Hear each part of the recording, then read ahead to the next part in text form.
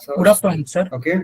Myself is Srikanth MK. I graduated from Acharya Institution of Technology. I done course like CMTI, joined B.Ed batch Okay. from in offline course. Which course you joined here? IDM, sir. You joined IDM. Yes, Okay. sir. How did you come to know about CMTI? So my friend joined before. That's why I know my friend refers. What have you learned here during your training period here at CMTI? Like interior, I learned about like laminations, materials, plywood's, lamination inches, textures, and glossy finish material inches. We all learn about materials, sir. And we visited like factory processing site. You have done some site visit also. So Yes, which are sir. the site visit you have completed? Infra market site and IBO. That after that CC factory processing. During your training, how was the support from the trainers, coordinators, staff? It's actually good. They supported me like about knowledges, and if you want to learn about materials, they are like the teachers teach me. It's very good, sir. But actually, like